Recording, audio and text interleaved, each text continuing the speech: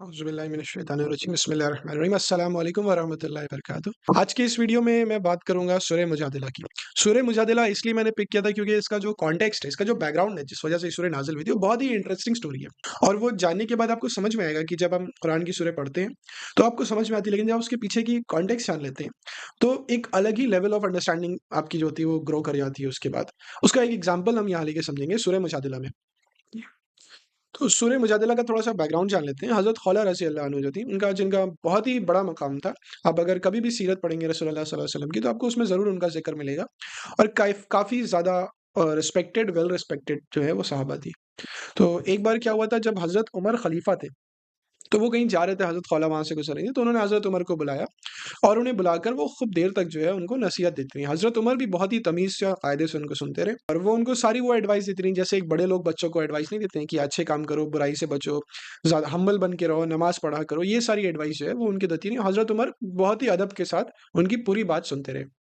जब वो चली गईं अपनी बात पूरी करके, तो हज़रत उमर के साथ जो लोग थे, उन्हें क्यूरियोसिटी भी जानने की, वो इंटरेस्टेड हो गए जानने में, ये कौन थी भाई आपने जिनकी इतनी देर तक बात सुनी?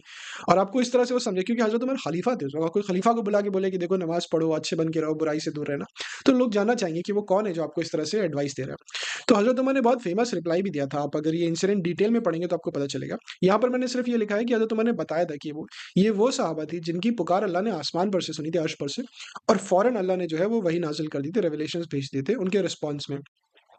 यहाँ तक कि हज़रत उमर ये भी कहते हैं कि अगर ये बात कर रही होती, मैं उनकी बात सुनता रहता, नमाज़ का वक़्त होता, तो ही मैं जाता वहाँ से नमाज़ पढ़ने और मैं नमाज़ पढ़ के वापस आके उनकी बात को कंटिन्यू करवा देता और तब तक सुनता जब तक उनकी बात पूरी नहीं हो जाती, चाहे सुबह क्यों ना हो जाए।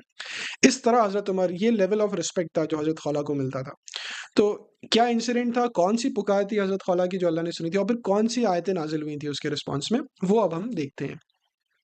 तो वो एक कंप्लेन लेकर आई थी हज़रत खौला जो थी, उनके हस्बैंड जो थे औस इब्न सामित रज़ियल्लाहु अन्हु, उन्होंने जो है वो ज़िहार दे दिया था हज़रत खौला को। ज़िहार एक प्रैक्टिस होती थी डिवोर्स जैसी, लेकिन डिवोर्स से भी खराब माना जाता था उसे। क्यों? क्योंकि उसमें जो होता था, हस्बैंड जो होता था वो वाइफ़ को जो है अपना सारे फिज़िकल मैरिटल रिलेशनशिप खत्म कर देता था और वो सिर्फ़ उसके साथ बस शादी में बंध के रह जाती थी, लेकिन कोई भी इमोशनल फिज़िकल रिश्ते सब खत्म हो चुके होते थे उनके बीच।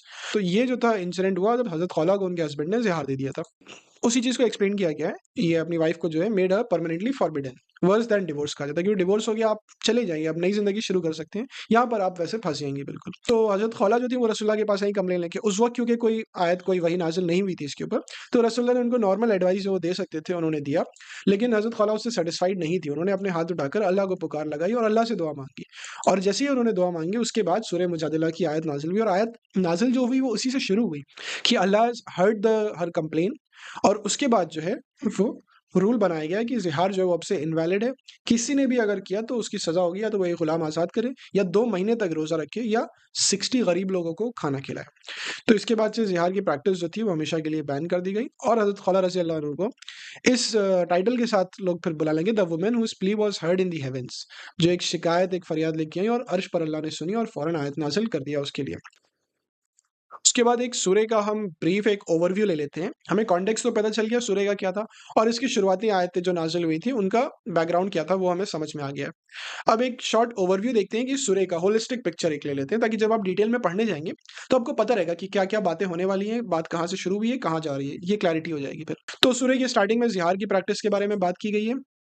डिसमिस कर दिया गया है उसको। Wife is not your mother का मतलब यही है कि सिहार में यही कहते थे कि मेरी बीवी जो है वो अब से मेरी माँ जैसी है। मतलब मैं रिस्पेक्ट करूँगा, घर में रहेगी, ख़्याल रखूँगा, लेकिन कोई वाइफ वाला, मैरिज वाला कोई रिश्ता हमारे बीच नहीं रहेगा अब से।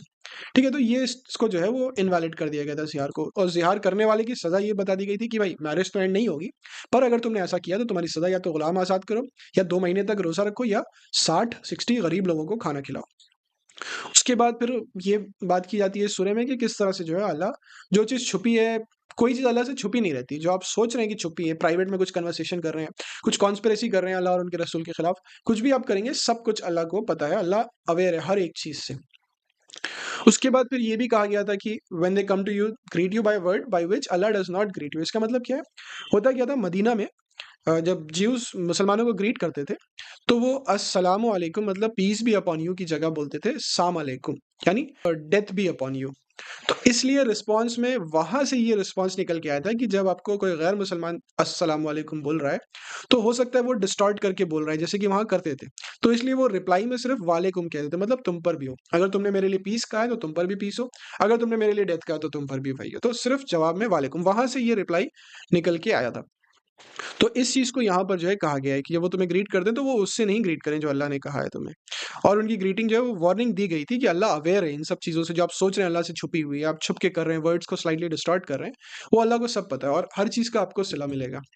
उसके बाद फिर इस सूरह में ये भी बताया गया था, जब आप गैदरिंग्स में बैठते हैं, लोगों के बीच हैं, तो उठने-बैठने के आदाब की बात की गई है। और फिर आखिरी में ये भी कहा गया है कि अगर आप कभी रसूलुल्लाह सल्लल्लाहु अलैहि वसल्लम के पास आते हैं, कुछ कंसल्ट करने के लिए, कुछ उनसे एडवाइस लेने के लिए, नसीहत देने के लिए, तो आप आने से पहले थोड़ा-सा ज़कात, सदका निकाल के आया करें। क्यों? क्योंकि सदका निकालने से आपके गुनाह कम होते हैं। तो आप अल्लाह के रसूल के सामने आ रहे हैं अगर बात करने, नसीहत लेने, तो उससे पहले थोड़ी-सी आप चैरिटी या ज़कात दे के आया करें। इस टीचिंग्स को हम अपनी लाइफ़ में भी अप्लाई कर सकते हैं। अगर आप कभी मस्जिद जा रहे हैं, नमाज़ पढ़ने जा रहे हैं, अल्लाह के सामने जा रहे हैं, तो जाते-आते रास्ते में कुछ सदका दे दिया करें, चैरिटी, तो अच्छा रहेगा। लास्ट में ये बात आती है कि आखिरी में फ़तह जो है वो अल्लाह और उसके रसूल की ही होगी, भले ही जो है गैर मुसलमान कितना भी कॉन्स्पिरेसी कर लें, दुश्मनी कर लें, साज़िश कर लें अल्लाह के खिलाफ, विक्ट्री जो है वो सिर्फ़ और सिर्फ़ अल्लाह की है और अल्लाह के दीन की है। इस बात से ये सूरह जो है वो एंड हो जाती है। ये था सूरह का एक कंप्लीट होलिस्टिक पिक्चर। इतना इसको ज़हन में रख के हम कुछ क्वेश्चन्स वगैरह देखेंगे और उसके आंसर करने की कोशिश करेंगे, और उससे हमारी लर्निंग जो है वो और फ्रेश हो जाएगी, और बार-बार जो है वो रेगुलर रिमाइंडर्स के साथ जब हम उसे याद रखेंगे, तो उसे अमल में भी ला सकेंगे और प्रैक्टिस में भी। यहाँ तक देखने के लिए बहुत शुक्रिया। आगे नेक्स्ट पार्ट में हम लोग क्विज़ खेलेंगे।